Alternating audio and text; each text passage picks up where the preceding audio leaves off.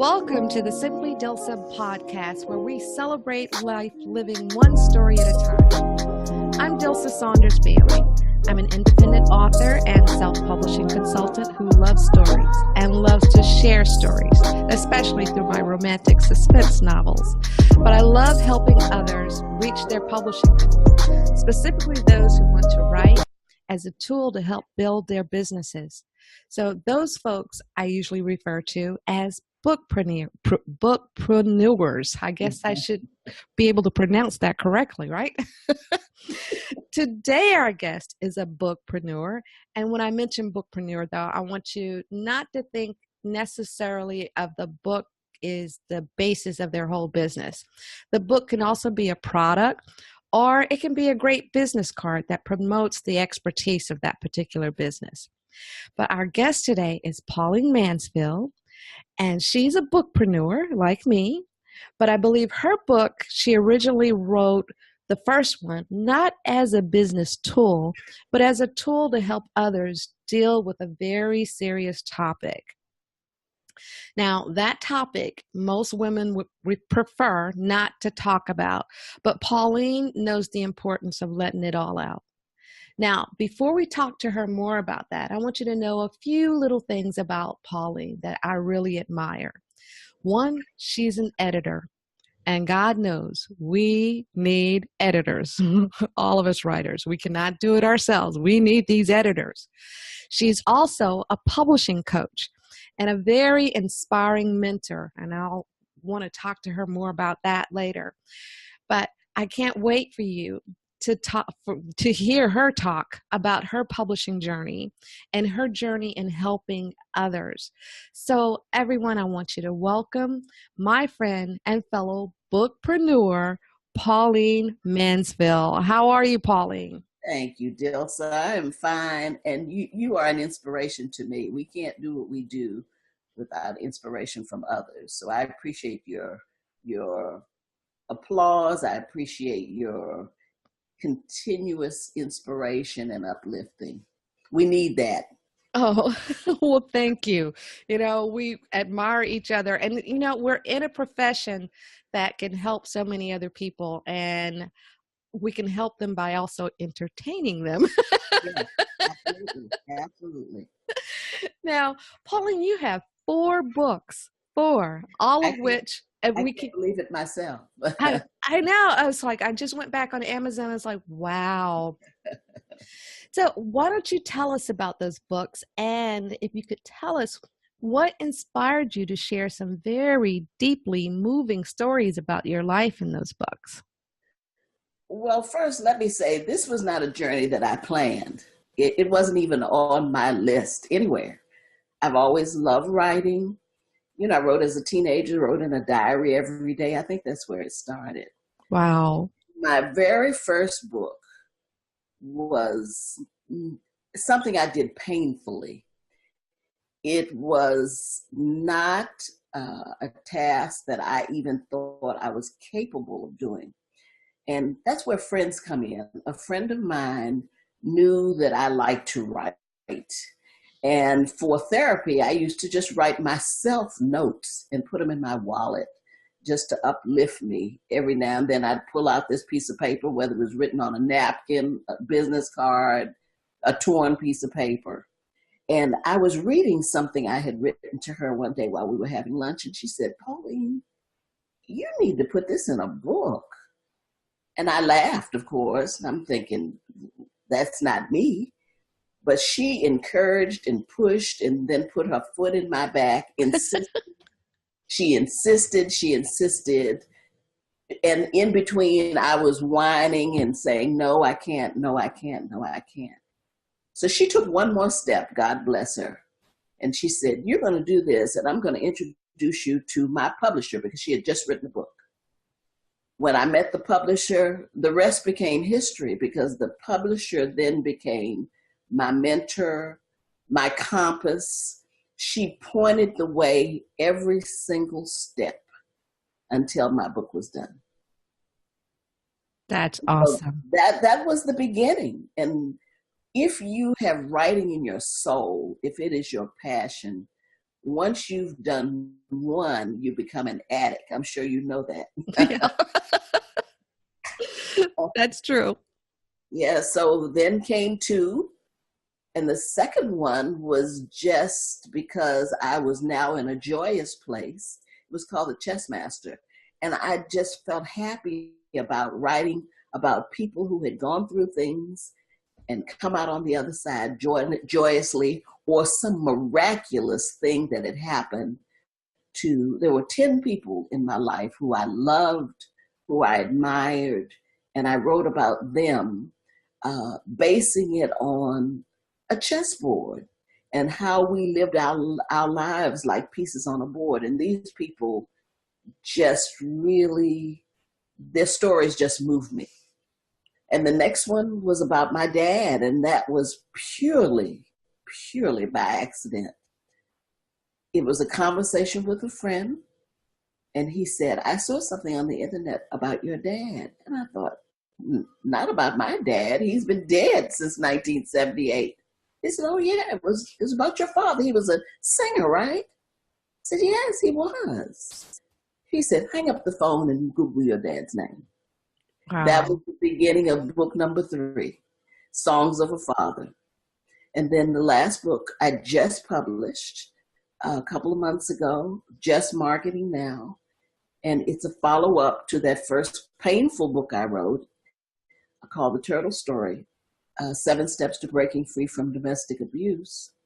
And this story is the other side of abuse and how my life has totally changed from that one person who put her foot in my back.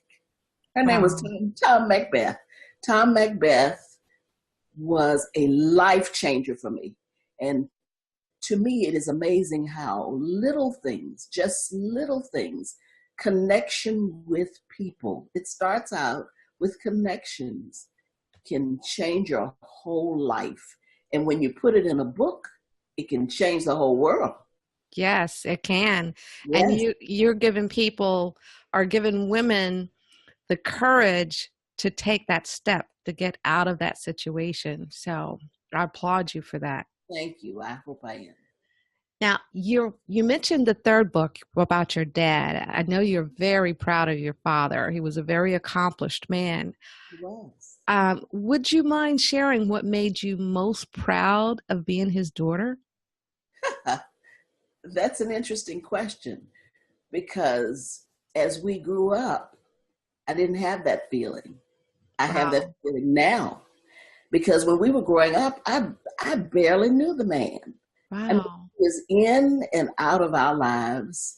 He was just a passing stranger in a way.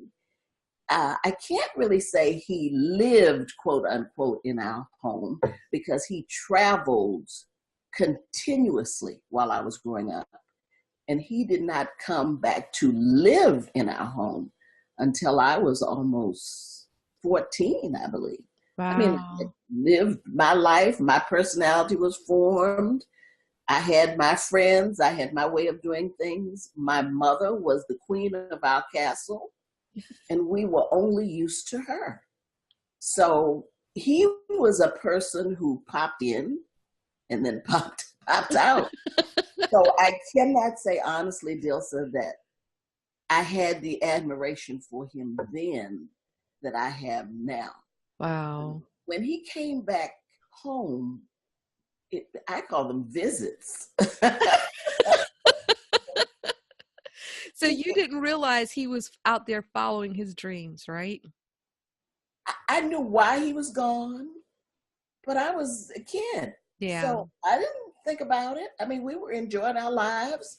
My mother was a powerful, wonderful, funny, entertaining, encouraging parent. So, we just went on and he would show up. And he was a very, very quiet, intense kind of guy when he was home. Oh, And wow. it was almost like he didn't know where he fit when Yeah. he got there. So he didn't really communicate with us. He didn't tell us about these wonderful trips he had taken, about things he had learned, about how much he had viewed in other countries, that would have been absolutely terrific. Yeah. If there's any one thing that I could say about him that I did admire, always, I admired his gift of singing. I really did. We knew he could sing because when he'd come home, he would sing in our church. He would occasionally do performances in the community. And I never got that gift. I kind of resented the fact that I couldn't carry it in a bucket. In a bucket. Well, you're still artistic, you know. Well, yes, You're a writer. I didn't even think about the connection until I was a very grown person, that art is art is art. Yeah. And I will tell you, I mentioned earlier that I think I started my love of writing with diaries. That was actually because of him. Wow. And I mentioned that in my book about him. And unfortunately, I didn't get to thank him while he was here on earth, but I sure thank him now. Yeah. Because he wrote in a diary every single day of his life for over 40 years. Wow. Do you have those? No. Oh. Sadly, I don't. But I remember him writing, and my mother used to tell me, she was so comical. She used to say, you know, your dad thinks he keeps secrets from me, but all I have to do is look in his diary. You know, so she would take a little peek probably every day, you know, because he would write his feelings, and he also composed music. So he wrote down songs that he could think of off the top of his head. I've seen a couple, but I have none, sadly. Wow. And think about how many that is. But then when I became a teenager, on my birthday, every Christmas, he would give me a diary. So I started January 1, writing all of my little secret stuff. But I had sense enough to have a lock and key on mine. So I was grateful. You made me think about my sister. My sister used to keep a diary, but she used to write it in shorthand. And then when I learned shorthand, she destroyed all of her diaries. He always gave me a lock and key diary. I just remember them so well, and I don't have any of them. You know, things that we value now, we thought nothing of then. So true. When I left home at 18, I left all of that behind. Yeah. So that's where my journey started. So do you have any of his recordings? I've been searching for them. Wow. His last recording was probably done in the early 1940s because he was the student director of the Morehouse Glee Club. Wow. Here in Atlanta. And I have contacted the college, and I'm searching to see if I can find just one, because he had a magical tenor voice, just magical. Wow. He sang from the depths of his soul. That's incredible. Well, I'm so glad. I bet he's very proud that you wrote a book about him. I think he's smiling from heaven. Yes, he is, definitely. Yes. You know, we had a tough relationship because I was a very independent teenager, and he always just kind of gave me the side eye, like, what are you doing? I can only imagine. Right. He never say anything, but he'd give me that look. So the joy in writing that book was deep. It was really deep because I thought, oh my gosh, what a wonderful, determined human being he was, because he was trying to live out his dream at a time when Black men in America had a slim chance of crossing the street without abuse. I know. Him to travel across the South, across the United States, in other countries, across the world. And there were stories in a book that someone else wrote about him that told about many of those abuses that just broke my heart. But that never stopped him. Well, he kept doing it. So that was wonderful. Yeah. Well, you got that strength from him too, you know? I think I did. So I applaud Emmanuel Mansfield. I do. Yes, definitely. Now, I mentioned in the intro that you are a bookpreneur, but you don't just write, or you also speak. You speak frequently. Who do you like reaching out to? Well, because of the subject of two of my books that really are the books that sell the most for me, those are the two books about domestic abuse. That has become my mission, to touch men and women who have been subject to abuse, because I was a victim of abuse at one time. And so many things helped me along the way. Writing the book helped me tremendously. It changed my life. Connecting with other people has changed my life. Being a member of Toastmasters has changed my life, because it just strengthened a muscle that I didn't even know I wanted to develop, and that was public speaking. Mm-hmm. And so my audiences tend to be people I want to give a message to.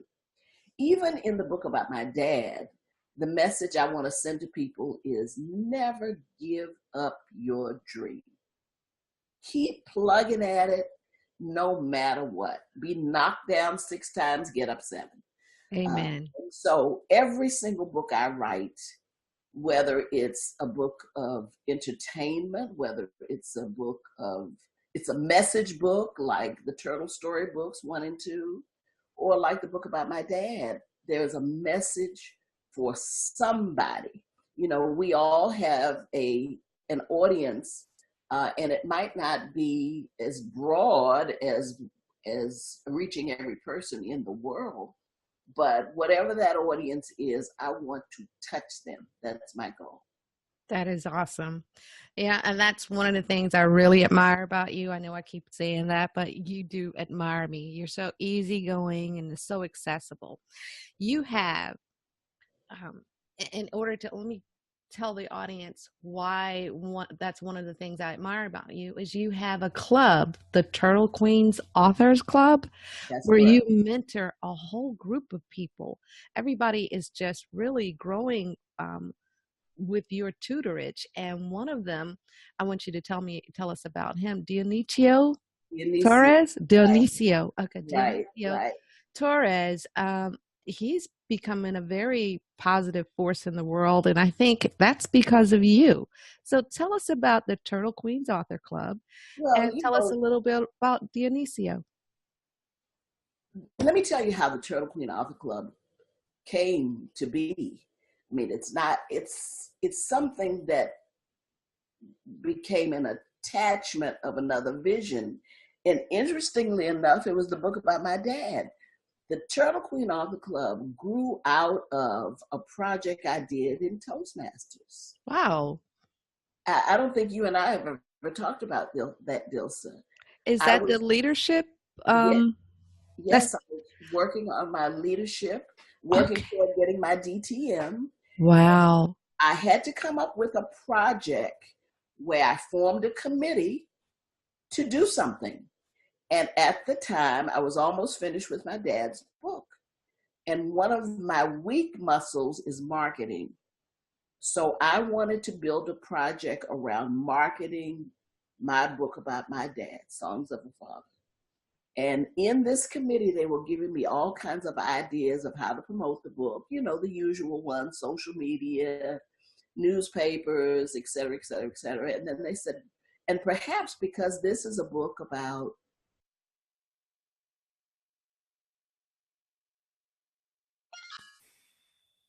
they are continuously moving toward that passion and gift, maybe you should form a group that talks about people's passions.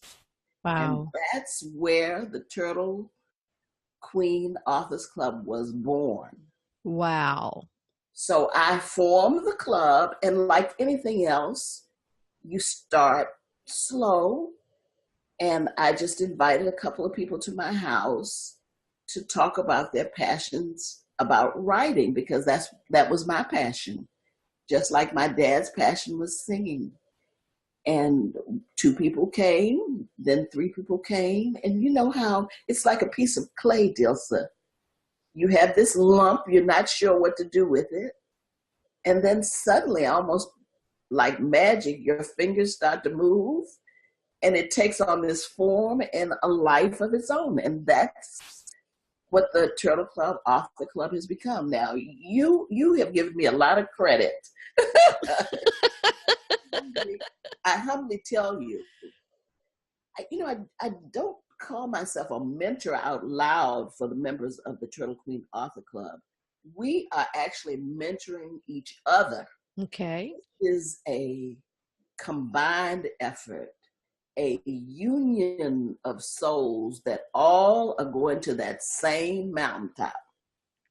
And so we have so much to share, so much to learn. We're all learning at the same time. I am no expert. I don't want anybody to think I'm walking this path one step at a time like everybody else. I may have learned a few more things ahead of them, but I share them, and then they learn something else, and they share with me. And you mentioned Dionisio. I didn't mean to cut you off, but let me tell you about how I met Dionisio. A friend of mine who's a librarian at Atlanta Technical College said, Pauline, I heard about your author club, and I think you need to meet a young man who used to be at a school where I was the librarian. She said, he's been talking about his story, and he has an incredible story, and I think you're just the person who needs to encourage him. So that was my initial job, just to encourage this young man to just step out beyond where he was. She had him to call me. He did. Took him a minute. Took him a long minute. I think it was when he finally made the call, he was very shy, very reticent about talking about anything related to dreams. He said, well, Miss Kathy told me to call you, and I have a story to tell, but she thinks I should put it in a book. That's how the conversation began. She thinks I should put it in a book. And I said, well, tell me a little bit about your story. And he began to tell me the most incredible story that changed his entire life. And I said, Dionisio, you have to put this in a book. He said, well, I don't know anything about writing a book. And I thought, I've heard those words before. I said those same words in 2002. I know exactly how you feel. I said, it is not impossible. We just need to sit down and talk about, first, how we can do it. And the reason why we had to talk about how we could do it is because this young man is blind. Yes. He lost both of his eyes when he was in the wrong place, wrong time, and he was shot. But the shot didn't blow out his brains. It just took away his eyes. And he just has rebuilt his entire life without moaning. He has just moved on. It's just, his story is so incredible to me. Yes, I would like to invite him on to the podcast one day so he can tell everybody about that story. Yeah, that's but then we just built a platform for telling his story. And one of my children, my two children are brilliant, just like yours. One of my children said, Mom, why don't you have him just call you on your Google number? And the Google number will translate his voice into words, and it'll come to you in text. And I thought, that is absolutely brilliant. Yeah. I shared that with Dionisio, and I said, let's just do a test call, Dionisio. He called me. I said, just talk into the phone, and when it stops, and then we'll go from there. And that's where it began. Wow. When he got hooked on that Dilsa, it was just like anything else that we love so passionately.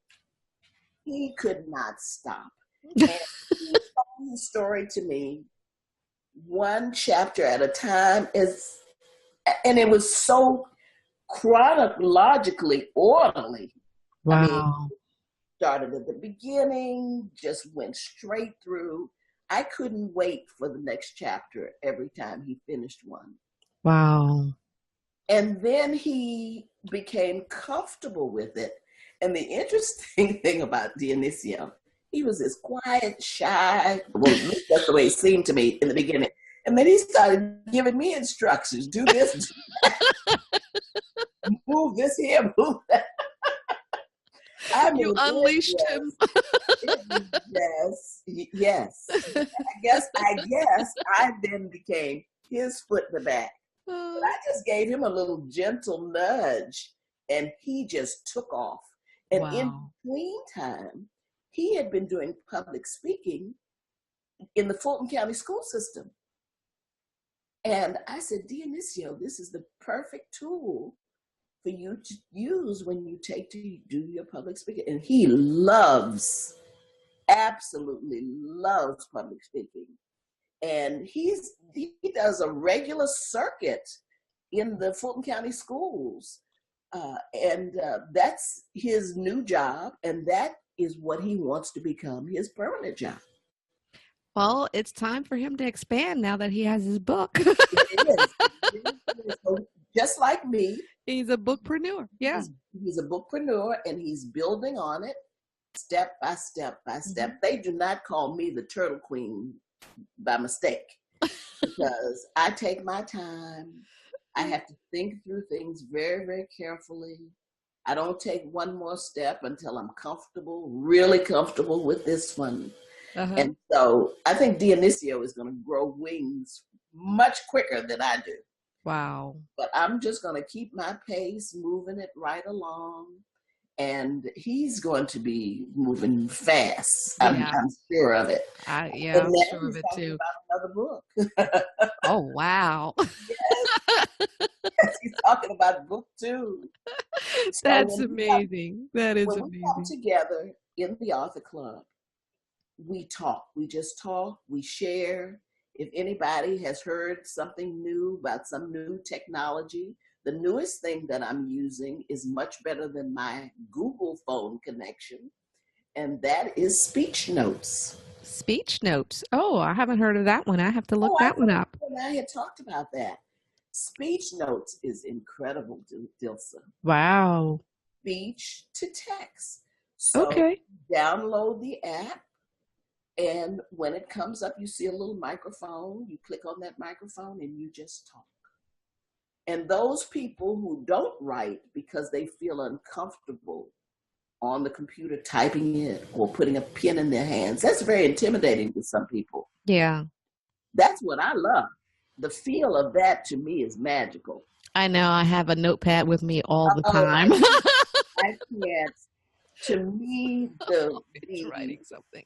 The magic comes through my fingers. It's almost like something, it's a spiritual thing for me. It is, it's divine intervention at its best. I mean, it just comes right through you. I see myself as the vessel. I truly do. Mm-hmm. And whatever God plants in me comes through me, out through my fingers, and I just put them there and let them go. For other people, it's different. And I think for people like Dionisio, he types. He can type. Oh, okay. But he finds it difficult. It's work. Yeah. So speech notes really works for him now. So the people that feel uncomfortable writing, sitting at the computer typing, I encourage them to use speech notes or something like speech notes. There are so many tools out there now. It's incredible. So that's what we do. We are a sharing group. And by sharing, you grow. Yes. And when you grow, you can build. And when you build, you can fly. I mean, you need, I think, other people to help you on the journey. Yeah, you need that I'm energy. Very happy with the Turtle Club Author Club. We can't wait to get together with each other. It's just a joy. Now, I was going to ask you for some advice, like old friend to old friend, some sage advice, about living life one story at a time. But I think you've laced that advice throughout the... Is there anything specific that you would like to hone in on, because, the theme of this podcast, the theme of my blog is living life one story at a time, because that's all we can do. We can live one day at a time in the moment, but we need to give it as much as we can give. Well, the thing that I can say is that I think people dismiss their personal stories as unimportant. Yeah. But when they start telling their stories, they see how important they are. One of the authors that I'm working with now, and I guess in a mentorship way, in an editing capacity, in a coaching capacity. I like that word better, coaching. I have been talking to this young lady for over 10 years about writing her story because she kept telling me pieces of it that seemed so entertaining. And she writes in your genre, you know, she writes these sexy, funny, exciting stories, page turners. You say, oh my God, what's going to happen next? And I finally got her to sit down one day and I said, let me see the pieces of paper that you've been writing for the last probably 20 years.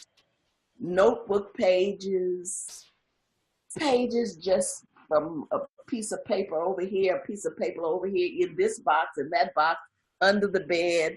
Oh, So wow. many people have that, Dilsa, and they Well, think this is just garbage. I'm not going to do anything with it.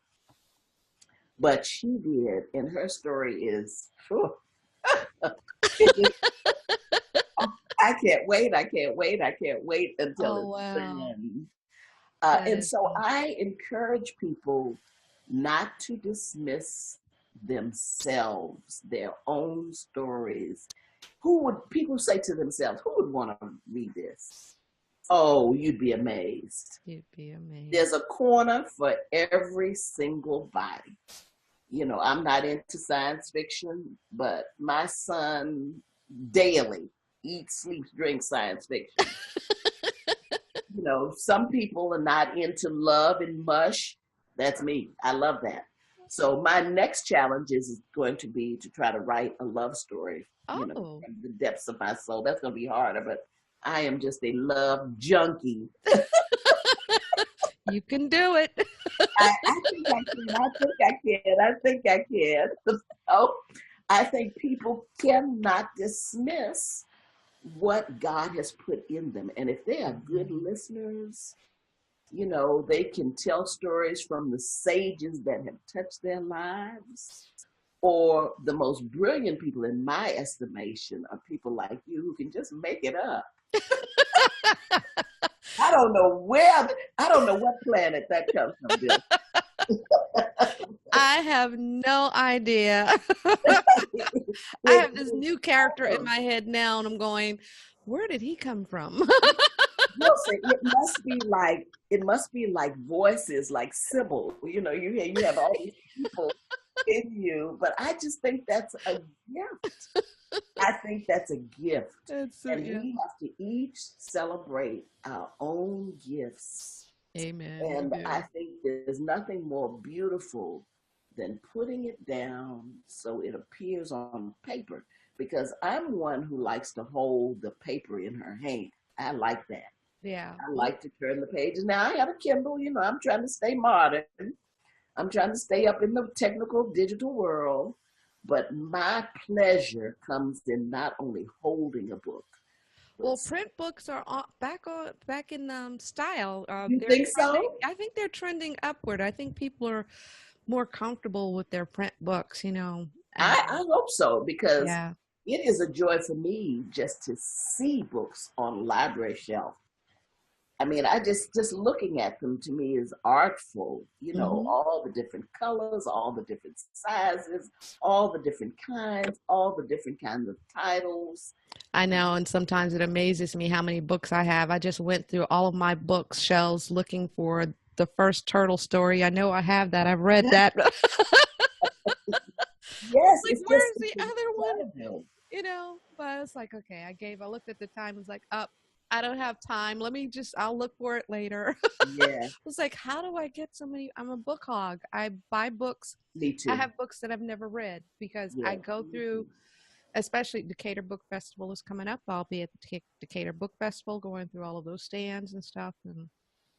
It's interesting. But Pauline, I want to thank you for your time and thank you for sharing with us today.